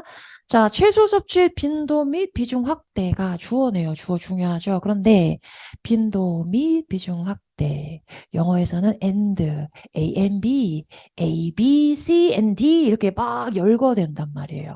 그러면 얘하고는 같은 내용이죠. 둘 다 열심히 읽을 필요 없습니다. 눈에 확 들어오는 거 하나만 잡고 나머지는 버리고 가면 됩니다. 자, 어떤 거냐면 이런 거예요. 열거. 대표적으로 아이들이 가지치듯이 쳐내려가야 되는 부차적인 정보가 이렇게 해서 고유명사 삽입되죠. 나중에 이제 하나씩 아이들하고 연습할 거예요. 자, 저는 빈도 및 비중 확대 잡고 얘는 지우고 가보겠습니다. 자, 우리 건강에 아무리 쉬워도 이런 수식어고 자꾸 쳐냅니다. 긍정적 영향은 자, 그 다음에 절대 간과해서는 안 될 수준에 이른다. 간과한다는 것 자체가 부정적인데 그러면 안 된다. 영어에서 굉장히 많이 나오는 이중부정이죠. 이중부정. 두 번의 부정이니까 결국 뭐가 되는 거예요? 긍정이 되는 거죠. 그래서 그냥 지우고 가면 됩니다. 지우고. 자, 그러면 이제 쉽게 나만의 언어로 요약해 보겠습니다. 채소 섭취. 채소 많이 먹으면 몸에 좋아. 채소 몸에 좋아. 이렇게 간단하게 요약해내는 연습. 이게 첫 번째로 중요합니다. 자, 그 다음에 두 번째 보여드릴게요. 자, 첫 번째 문장이 이렇게 요약이 됐다. 절반의 성공이다. 왜냐하면 영어글은 첫 번째 문장이 주제문인 경우가 대부분이에요. 자, 그 다음에 이제 속도를 내면서 다음 문장들은 얘하고 연결해서 읽어줘야 돼요. 어떻게 연결되는지를 파악해야 됩니다. 구조는 크게 세 가지밖에 없습니다.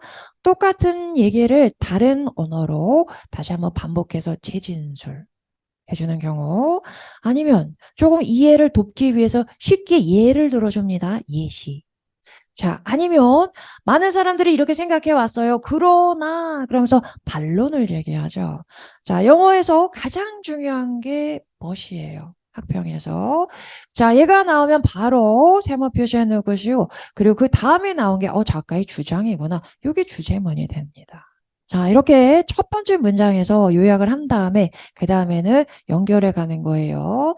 자, 어려운 글일수록 재진술에 나열인 경우가 많아요. 다섯 문장이 다 재진술이야. 이런 글이 굉장히 많습니다. 그러면 중간에 모르는 단어가 나왔어? 중간에 있는 문장 구조가 안 잡혀? 그래서 쫄 필요가 없다는 얘기죠. 내가 세 개나 이해했어. 그러면 다 똑같은 얘기예요. 문제 충분히 풀어올 수 있다는 얘기예요. 그래서 구조적으로 읽어내려가는 눈이 있어야 모르는 단어 나왔다고 쫄지 않을 수 있는 거죠. 자, 그리고 굉장히 중요한 게 또 하나 뭐냐면 예시는 독자들의 이해를 돕기 위해서 만들어 놓은 거예요. 글을 쓴 사람이. 그런데 이 예시에 나오는 게 굉장히 미국의 사람들의 생활에 깊숙이 들어가 있는 상황이다 보니까 우린 문화가 다르잖아요. 또 아이들은 어른들의 세계이기 때문에 잘 이해가 안 간단 말이에요. 그러다 보니까 예시만 읽으면 이해가 안 가지고 무너지는 거예요. 그럼 어떤 현상이 일어나냐면 아이들이 또 다 착하기 때문에 읽다가 읽히지가 않아. 큰일 났다. 나 이 질문 날렸다. 이런 생각이 들어요. 막 불안해져요. 그러면 갑자기 여기에 대해서 집착이 생기기 시작해요. 정말 희한하게 아이들이 이해를 못한 경우에 여기 들어있는 어떤 단어가 들어있는 오답을 골라서 틀려가지고 옵니다. 집착이 생겨서 그래요. 그래서 내가 이렇게 이해가 안 갔다 하더라도 이게 예시구나 한다면 주제문이 중요한 거지 예시는 중요한 게 아니고 예시는 도와주는 거기 때문에 예시구나 하는 순간 싹 말아서 버려버릴 수가 있는 거죠. 과감하게. 그래서 얘가 예시다라고 인지하면서 글을 읽어가는 게 굉장히 중요합니다. 자, 그러면 이런 얘기가 좀 추상적으로 다가올 수도 있을 것 같아서 실제로 수능 지문에 한번 이걸 적용을 해서 문제를 같이 한번 풀어보겠습니다.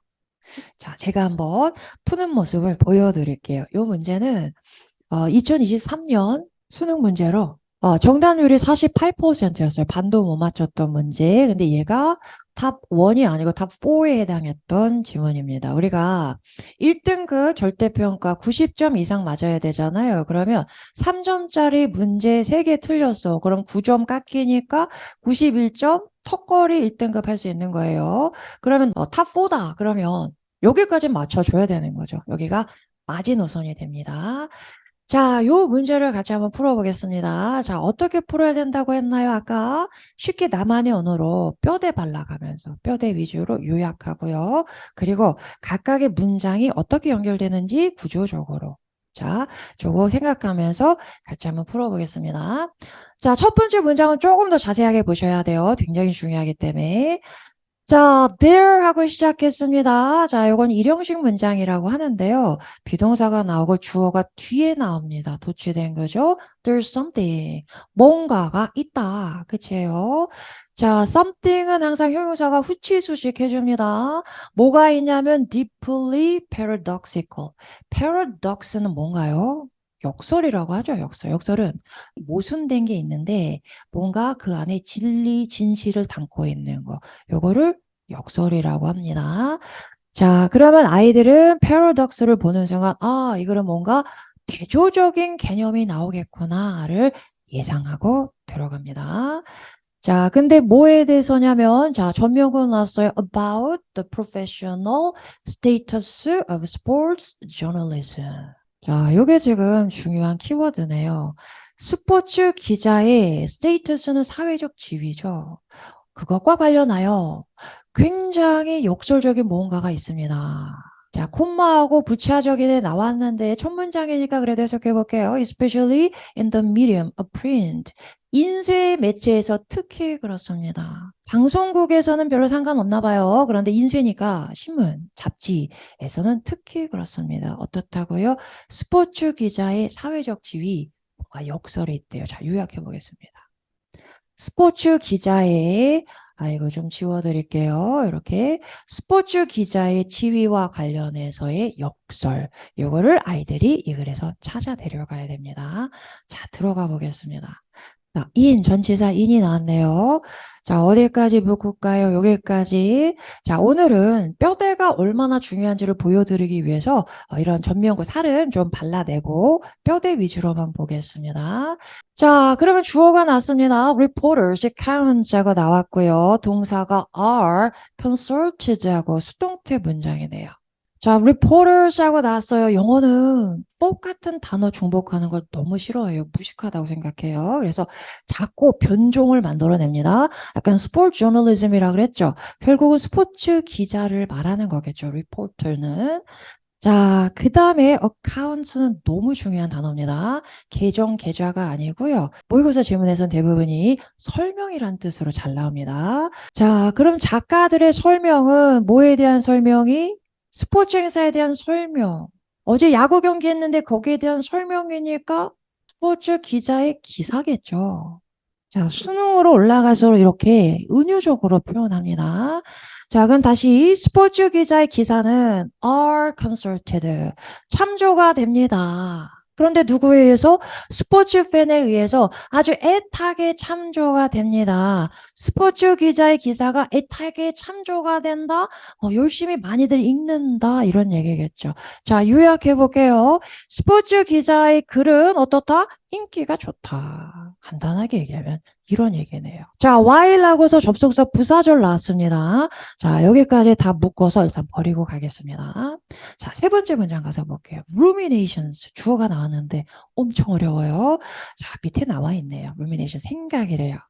자, 근데 누구의 생각이냐? Of the elite class of celebrity sports journalists. 자, 또 변종이 났습니다. 스포츠 기자 똑같이 쓰기 싫으니까 유명 인사급의 스포츠 기사의 엘리트 클래스의 생각 이렇게 나왔네요. 결국 스포츠 기자의 생각이란 얘기죠. 자, 그 생각이 어떻다? are sought after. 찾아집니다. 추종됩니다. seek after. 막 뒤따라다니면서 쫓아다니면서 구하는 거예요. 자, 그러면 rumination. 스포츠 기자의 뭐 요리에 대한 생각은 아닐 거 아니에요. 결국 그 스포츠 행사에 대한 생각이겠죠. 결국은 스포츠 기자의 기사를 받아오는 거겠죠. 이런 식으로 자꾸 변종어를 갖다 대체어를 쓰기 때문에 수능률이 어렵습니다. 자꾸 훈련해 줘야 돼요. 얘가 쟤를 받아오는구나 연결하는 거. 자, 그러면 스포츠 기자의 기사는 굉장히 인기가 좋습니다. 많은 사람들이 쫓아다닙니다. 똑같은 재진술이네요. 그죠? 자, 문장 여기서 끝났고 그 다음에 가장 중요한 예시 나왔어요. 예시는 뭐하고 똑같습니다. 그러나 반론이네요. 자, 이제 역설이 나올 것 같아요. 스포츠 저널리스트는 do not have a standing. 지위를 가지고 있지 않습니다. 자, 스탠딩은 앞에 나와 있던 스테이터스하고 동의어예요. 사회적 지위. 자, 그러면 역설이 뭔가요? 스포츠 기자가 인기는 좋습니다. 그러나 사회적 지위가 낮다는 게 스포츠 기자 관련된 역설인 거죠. 자, 이렇게 파악했으면 지문 이해 끝났습니다. 마지막 문장으로 가서 보겠습니다. 마지막 문장은 이거를 전체적으로 요약해주고 있습니다. 봅니다. 자, 주어가 reluctance고요. 동사가 produce고 그 다음에 paradoxical outcome. paradox 다시 나왔죠. 앞에 나왔던 게 뒤에. 자, 그러면 역설을 만들어내고 있는데 데리아라는 역설을 만들어내고 있습니다. 우리 역설은 다 파악했어요. 뭐였어요? 스포츠 기자가 인기는 많은데 사회적 지위는 높지 않다는 게 역설이었어요. 그럼 안에 들어가서 어떻게 표현할지 보겠습니다. 스포츠 뉴스페이퍼 라이터스는 이번에도 writers라고 표현했어요. 기자들은 are much read. 많이 읽힙니다. 기사는 인기가 좋아요.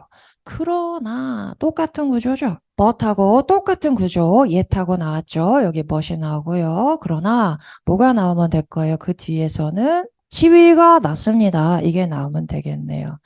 자, 그러면 얘랑 지금 병렬 구조입니다. 여기도 PP가 나와야 돼요.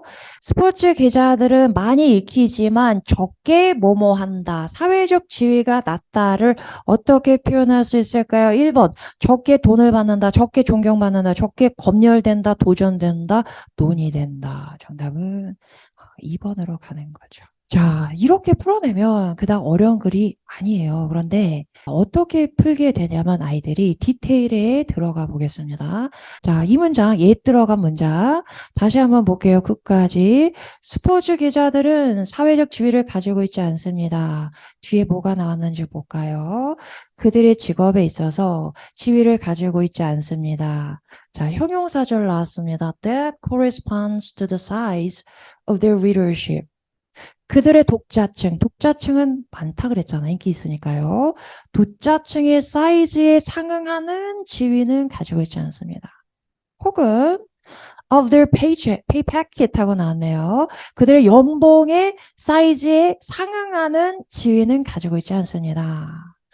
With the old saying, 격언이 있는 가운데, 자, 게다가 중간에 또 부연 설명했습니다. Now reaching the status of cliché. cliché, 진부한 표현이라는 얘기죠. 아주 진부한 표현이 내 그 지위에까지 이르는 그 오래된 격언이 있는 가운데, 그 격언이 뭐래요? Sport is the toy department of the news media. 뉴스 미디어, 뉴스 보도국의 스포츠는 뭐다? 장난감 부서다. 그것도 still readily to hand. 바로 손을 딱 뻗으면 잡을 수는 있어야 돼요. 그렇게 장난감 부서다라는 오래된 격언이 있는 가운데 근데 뭐로써 있는 거예요? 무시로서. 뭐에 대한 무시로서 가치. What sport journalists do. 스포츠 기사가 하는 일의 가치에 대한 경시로서 이런 오래된 격언이 있는 가운데 스포츠 기자들은 자기의 연봉이나 독자층에 상응하는 사회적 지위는 가지고 있지 않습니다. 이러면서 이제 덫에 빠져버리는 거예요. 그렇죠? 디테일로 토이 디파트먼트가 왜 나왔어? 여기서 갑자기 디스미스는 뭐야? 뭐 이러면서 이제 헤매는 거죠. 읽지 않고 넘어갈 수는 없습니다. 당연히 살이라고 해서 안 읽고 넘어가 거기 단서가 있을 수도 있으니까. 그런데 뭐가 중요하고 뭐가 중요하지 않은지 어디에 더 힘을 싣고 어디에는 대충 읽어도 되는지 이런 강약 조절을 해야 된다는 거죠. 이게 굉장히 중요합니다. 아이들한테 형광펜을 가지고 들어갈 수 있으면 수능 시험장에 들려보내고 싶어요. 뼈대만 발라놓고 해석해. 그리고 풀어봐. 그러면 훨씬 빠르고 훨씬 정확하게 풀어낼 수 있습니다. 그래서 이렇게 풀어내기 위해서는 아이들이 그 복잡한 문장에서 뼈대가 팍팍팍 보여야 돼요. 그래서 저희가 첫 시간부터 끝나는 시간까지 매일매일 30개 문장 가지고 뼈대 바르기를 해 나갑니다. 글읽기를 하기 위해서 필요한 것들이 뭐냐? 글읽기 결국 대의 파악하는 게 목적인데요. 자, 해석할 수 있어야 되고요. 거기서 끝나는 게 아니었어요. 보여드렸죠.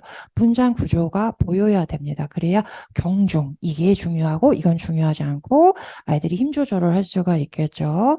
자, 그 다음에 또 요약할 수 있어야 돼요. 그 전체의 문장, 복잡한 문장을 머리에 두면은 다음 문장에 있다가 앞의 문장은 날아갑니다. 자꾸 요약해서 머리에 남겨놓고요. 그리고 지문의 흐름을 파악할 수 있어야 돼요. 지금 재진술이구나. 예시구나. 그래야 버릴 건 버리고 취사 선택할 수 있는 거죠. 이게 한꺼번에 통합적으로 일어나서 글을 읽어내는 거예요. 자, 이게 뭐랑 똑같나요? 비문학하고 똑같습니다. 그리고 아는 분들은 수능 영어를 세미 비문학이다라고 얘기를 해요. 세미 반 정도는 반쯤 비문학이다라고. 그래서 영어적인 요소도 중요하지만 사실 그거보다 더 중요한 게 글읽기 능력입니다. 그런데 이 모든 거를 다 갖추고 있지 않단 말이에요. 그래서 저희가 하는 역할은 아이가 이 중에서 부족한 게 뭔지를 자꾸 빨리빨리 찾아내는 거예요. 그리고 그걸 강화할 수 있도록 봐주는 거. 요게 이제 저희가 하는 역할입니다. 그래서 저희 교재는 자, 이렇게 구성이 되어 있습니다. 처음에 분사를 딱 배우고 나면 뼈대 바르기 문장이 쭉 나옵니다. 나와서 아이들이 분석을 하고요. 네, 뼈대 바르기 문장을 보시면 분석하고 주어, 동사, 목적을 찾아내고 해석을 한 다음에 여기 이렇게 요약하게 돼 있어요. 두세 개의 단어로 요약하는 거. 그러니까 분석하는 작업은 내신에 있어서 중요한 거고요. 요약하는 거, 요건 이제 모의고사를 위해서 중요한 거예요. 같이 연습을 해 나갑니다. 자, 그리고 학평을 풀고 나면 내가 맞았어, 틀렸어가 중요한 게 아니고 다시 여기로 내려와서 한 문장씩 요약하고 그래서 요런 흐름이었구나. 여기서 반론 이게 작가의 주장이었구나. 요거를 스스로 다시 한번 분석하면서 복습을 하는 거예요. 자, 그래서 저희 교재의 구성 자체가 이렇게 두 마리의 토끼를 아이들이 잡을 수 있도록 이렇게 편성이 되어 있습니다. 처음에 이제 문법을 배우고요. 그리고 내가 배운 내용을 문장을 통해서 적용하고, 그래서 내 걸로 내재화할 수 있어야 됩니다. 뼈대 바르게 해나가고요. 그 다음에 여기서 끝나는 게 아니고 이 문장을 요약해서 몇 개의 단어로 내가 머릿속에 남겨놓을 수 있어야 되겠죠? 그래야 이제 이렇게 모의고사 지문 풀어낼 수가 있습니다. 그래서 요약한 내용을 가지고 다시 글의 흐름 파악해서 작가의 주제는 요거구나 대입 파악하는 것까지 이렇게 완성해 나가는 단계입니다. 저희 커리큘럼 설명드릴게요.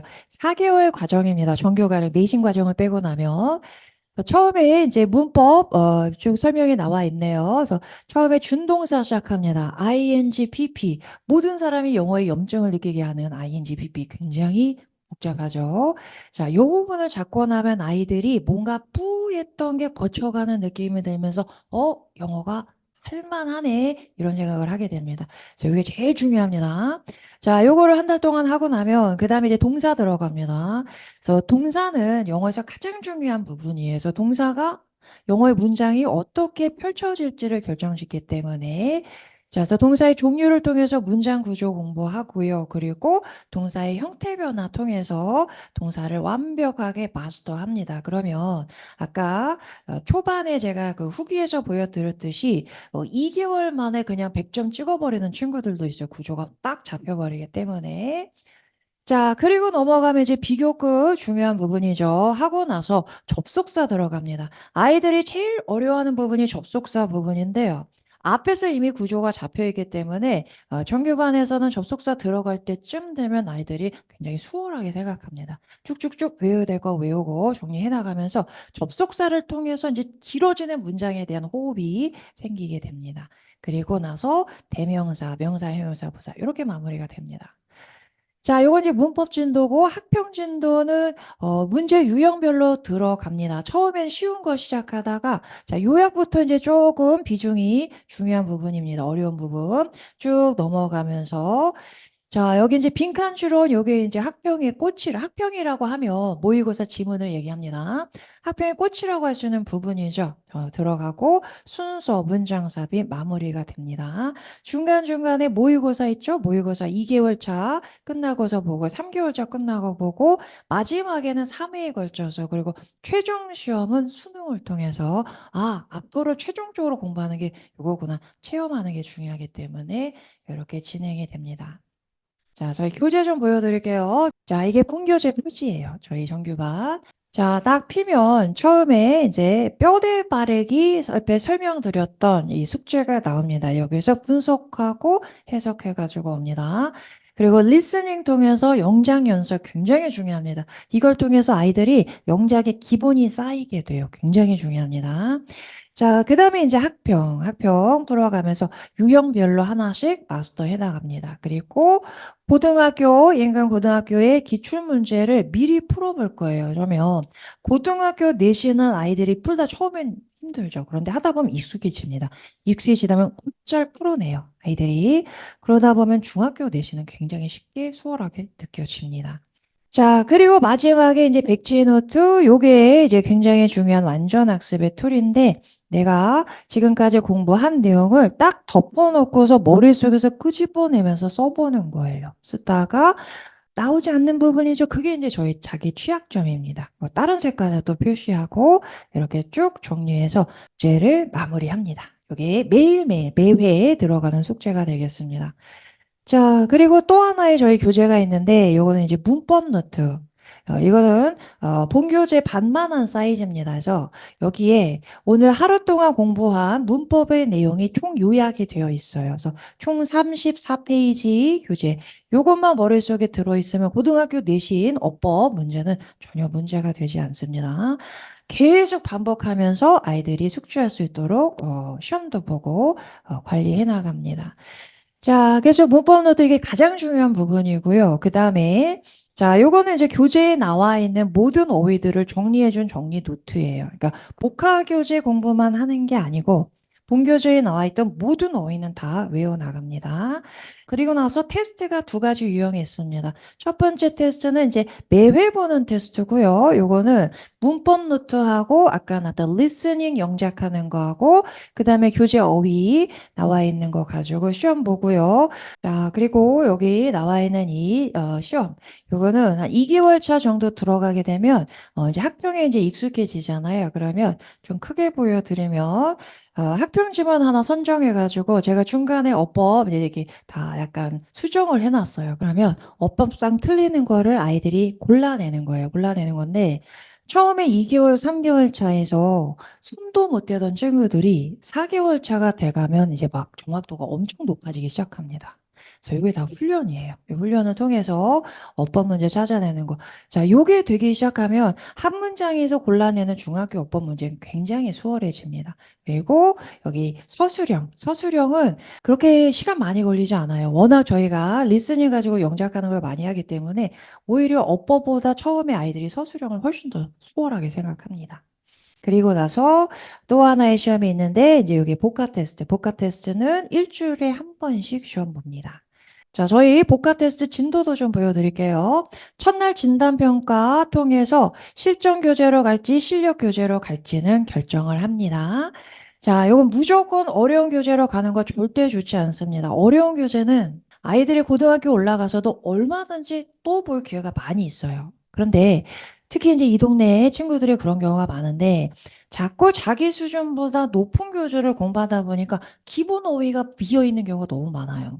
근데 사실은 지문에서 어려운 단어들은 가끔 나오는 거예요. 가끔. 그 가끔 나올 때를 대비해서 공부를 하는 거고 쉬운 단어, 반복적으로 나오는 단어 이 단어를 빨리빨리 공부를 해놔야 독해를 하는 게 편해지는데 기본적으로 막 계속 나오고 있는 반복되는 단어들을 숙지를 못하고 나니까 단어를 외운다고 외웠는데 별로 독해를 해보면 늘어가는 것 같지 않고 그래서 자기 수준에 맞는 복화 교재를 선정하는 게 굉장히 중요합니다. 그래서 기본이 부족한 친구들은 가차 없습니다. 실력부터 시작을 합니다. 일주일에 한 번씩 시험을 봅니다. 3회차의 첫 시험 이렇게 보고요. 그 다음에 5회차에는 누적입니다. 누적. 데이 1에서 데이 10까지. 그러니까 데이 1은 두 번 보게 되는 거죠. 반복해서. 자, 그 다음에 이제 7회차에는 데이 6부터 15까지. 이렇게. 자, 그리고 한 달 정도 지나죠? 그러면 첫 달에 공부했었던 거, 첫 달 초에 공부했던 것도 가물가물해집니다. 반드시 반복을 해줘야 돼요. 그래서 여기서 다시 한번 누적 진도로 반복을 해 나갑니다. 이렇게. 그래서 24회차, 5회차 정도 되면 이제 한 바퀴가 다 끝나요. 끝나고 2회에도 또한 반 이상을 넘어가게 됩니다. 그러면 이제 마지막 달로 들어가면 이제 매 회차에 걸쳐서 10개씩 이렇게 반복해서 복습을 해 나갑니다. 그래서 3회도까지 하고 나면 정말 이제 복화에 대해서는 큰 문제가 없어집니다. 저희 시험을 보면 보통 20점 만점으로 시험 보는데 20점 만점에 16점 이상만 맞으면 1등급 만드는데 전혀 지장 없다고 생각하시면 돼요. 저희가 시험 보고 나면 밴드를 통해서 계속 시험 점수 공유해 드립니다. 그때 이 점수 이상 나가고 있다 그러면 안심하셔도 됩니다. 자, 그런데 처음에 그냥 시키는 대로 잘 해나가는 친구가 있는가 하면 처음에 이게 안 나오는 친구들이 있어요, 점수가. 뭐 이유는 여러 가지가 있습니다. 어떤 친구는 아직 단어를 어떻게 외워야 되는지 몰라요. 한 번, 두 번 보고 와서 시험 봅니다. 당연히 점수 안 나오죠. 그래서 그런 친구들을 위해서 첫날 단어는 이렇게 공부하는 거다라는 거를 1시간 동안 같이 한번 암기를 해볼 거예요. 이렇게 보여줄 거고. 자, 또 어떤 친구들은 습관이 안 되는 거죠. 해야지 라고 생각은 하는데 시험 보고 망쳤어. 아, 다음 시간에 진짜 열심히 해야지 라고 생각하는데 수학 숙제하고 뭐 하다 보면은 그냥 또 다시 영어 학원 갈 시간 됐는데 난 한 게 없고. 그래서 이런 친구들은 습관 들이는 게 가장 중요합니다. 결국 공부는 습관이죠. 일단 저희가 첫날부터 일정표를 짜요. 나의 데일리 계획표.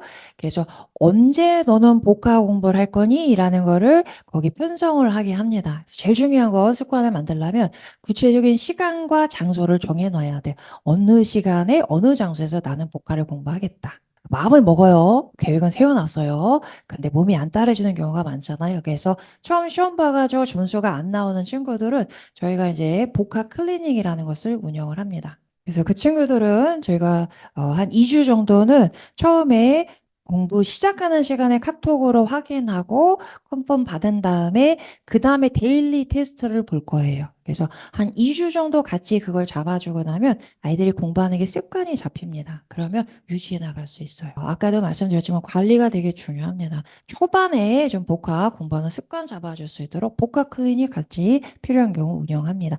무상입니다. 비용이 따로 추가되지는 않습니다. 자, 그래서 저희 커리큘럼을 좀 보여드릴게요. 자, 테스트 일정표 보여드리면 복화는 이렇게 일주일에 한 번씩 보고요. 문법 노트는 매회 시험을 봅니다. 그리고 1번, 1번, 1번이 3번, 1번이 겹쳐 있어요. 그래서 3회 반복하도록 문법 노트 가장 중요한 부분이기 때문에 반복해서 보고요. 그리고 이게 교재에 나와 있는 어휘 정리한 시험인데요. 어휘 정리는 이 2번씩 2회 누적해서 반복하지 않으면 기억하지 못하기 때문에 그래서 이 시험은 매회 보는 리뷰 테스트가 되겠습니다. 이렇게 진행하고 매일매일의 홈워크입니다. 자, 뼈대 바르기하고 정답 확인 채점 해가지고 와야 되고요. 리스닝 영작하고 쉐도잉 연습도 해야 되고요. 학평 풀고 나면 요약해야 되고 넥제노트 통해서 오늘 공부한 문법 쭉 정리하고요. 그 다음 고등학교 내신 기출문제 풀어가지고 와야 됩니다. 이게 매일매일의 숙제고요. 그리고 문법 노트 외우고 그리고 복화 외우고 어휘 외우고 이것도 계속 반복해 나가야 되는 작업입니다. 이렇게 해서 쌓여 나가면 점수가 오르지 않을 수가 없습니다. 저희의 몫은 아이들이 제대로 하고 있는지 계속 관리해주고 격려해주는 일이고요. 자, 그럼 저희 이제 4시간의 수업이 어떻게 진행되는지 보여드릴게요. 4시간은 굉장히 긴 시간입니다. 4시간 동안만 정말 집중해서 해도 그 4시간 동안 굉장히 많이 향상될 수 있습니다. 처음에 들어오자마자 아이들이 이제 리스닝 먼저 합니다. 처음에 오자마자 피곤하잖아요. 잠 깨고. 자, 끝나고 나면 뼈대 바르기 숙제해온 것 중에서 질문 받고, 그리고 아이들이 잘해왔는지 또 시켜봅니다. 시켜보고, 이제 문법 들어가요. 문법 수업 끝나고 나면 문법 그날 배운 거 바로 뼈대 바르기 연습 또 해봅니다. 해보고, 독해 하고요. 갈수록 이제 이 부분에 비중이 좀 커질 거예요. 아이들이 실력이 늘어나고 나면. 그리고 나서 마지막 30분 동안에 이제 시험 보고 숙제 검사합니다. 시험을 예전에는 초반에 봤는데, 이제는 시험을 이제 뒤에 후반에 보고 있어요. 그래서 시험 끝나고 나서 틀린 거 바로바로 이제 깜지 쓰고 하는 거 해야 되기 때문에 시험 끝나고 나서 9시 반에 저희 수업이 끝나는데 9시 반에 하원하는 친구들이 많지는 않습니다. 끝나고 나서 이제 틀린 문제 복습하고 가야 되기 때문에 나머지 공부 또 숙제 잘 못한 친구도 숙제 마무리하고 가고요. 자, 이렇게 진행이 되고요. 그 다음에 저희 수업은 월급반하고 화목반 두 가지 반으로 운영이 됩니다. 시간은 항상 5시 반부터 9시 반까지인데 보통은 한 10시 정도에 하원한다고 보시면 좋을 것 같습니다. 기본반, 정규반, 문제풀이반으로 나눠지고요. 자, 문제풀이반의 경우는 요번에 좀 시스템을 바꿨어요. 그래서 수요일마다 주 1회로 상시 개설하는 걸로 저희가 좀 편성을 하려고 합니다. 그래서 기본반, 정규반까지 다 끝냈다. 그러면 이제 주 2회까지 필요 없습니다. 주 1회 문제풀이반에 와가지고 그동안 공부했던 문법 노트, 복화 다시 복습하고 시험 보면서 문제풀이 계속 한 회씩 해나가면 됩니다. 그러면 완벽하게 유지해 나갈 수 있어요. 실력을. 자, 이렇게 진행이 될 거고요. 시간표 보여드리겠습니다. 시간표 월급반의 경우는 3월 4일 날 시작하고요. 8회 수업 마치고 나면은 바로 내신 대비반으로 갑니다. 내신 대비는 저희 학원에서 저희랑 같이 해도 되고요. 아니면 좀 전문 다른 학원으로 가고 싶어요. 그러면 갔다 오셔도 되고요. 혼자 공부할 수 있을 것 같아요. 그럼 혼자 공부해도 좋습니다. 자, 저희는 내신 과정은 숙제가 없어요. 그러니까 아이들이 구조가 잡혀 있으면 중학교 내신은 굉장히 쉬워요. 쉬워서 숙제 없이 그냥 수업 시간에 8회가 다 안 잡히는 경우도 있을 거예요. 뭐 6회가 될 수도 있습니다. 그래서 딱 그만큼 하고 돌아가면 다 90점 넘습니다. 중학교 내신은 굉장히 쉽기 때문에 그런데 꼭 100점 맞아야 돼요. 뭐 이런 욕심은 안 내셨으면 좋겠어요. 왜냐면 94점이냐 100점이냐가 모의고사는 큰 차이가 있습니다. 그런데 내신의 경우는 여기 그렇게 큰 차이가 있지는 않습니다. 중학교 선생님들이 문제를 굉장히 베베베 꼬아내세요. 왜냐하면 얼마 안 되는 문법 포인트를 가지고 뭔가 변별력 있는 문제를 만들어내야 되기 때문에 그래서 충분히 아이들이 실수할 가능성이 많이 있습니다. 그래서 90점 이상이면 충분하다고 생각합니다. 이제 그 시간에 고등학교 대신 대비해야 됩니다. 자, 그리고 내신 끝나고 나면 돌아와서 이제 5월 달에 또 8회 수업이 진행이 되고요. 끝나고 나면 또 기말고사.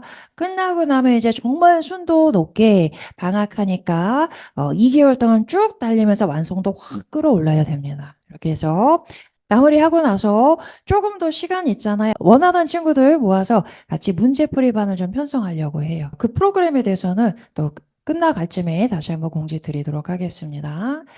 자, 화목반의 경우는 3월 5일 날 시작하고요. 역시 8회 끝나고 내신 대비, 8회 끝나고 내신 대비하고 7, 8월 달에 이렇게 정규 과정은 마무리가 됩니다.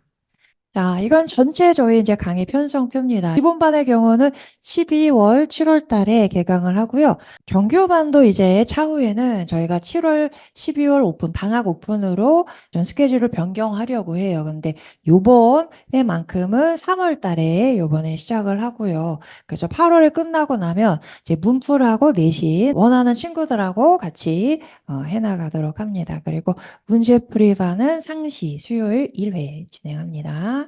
자, 그리고 저희 이제 관리 툴이죠. 밴드로 매회 끝나고 나면 시험 점수 공유뿐만 아니라 아이의 성과나 아니면 아이의 부족한 점이나 모든 거를 상세하게 어머님들에게 공유해 드릴 거예요. 당연히 어머님들이 최종 관리자이시기 때문에. 그리고 어머님들도 이제 항상 궁금하신 거 있으면 뭐 카톡으로 주셔도 되고 밴드에 댓글 남겨주시기도 하고요.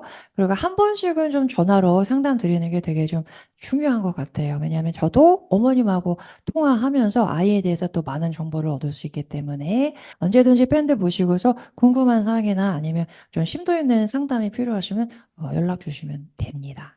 자, 저희 더 웨이 영어의 목표는 아이들에게 유능감을 심어주는 거라 그랬어요. 다른 거는 사실 중학교 내신만 덤이 아니라 다른 것도 덤인 것 같아요. 사실은 아이들의 가장 중요한 거는 스스로 유능감을 가진 아이들은 자가 발전합니다.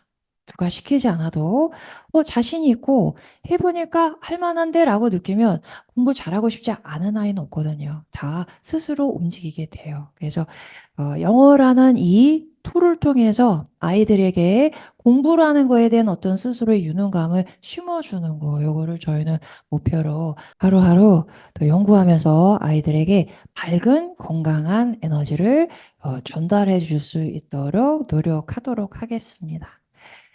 자, 여기까지 저희 긴 설명회 들어주셔서 감사드리고요. 저희 또 오프라인 설명회가 열리니까 많이 와주시면 좋겠고요. 아니면 바로바로 전화 주셔가지고 전화 상담 주셔도 되겠습니다.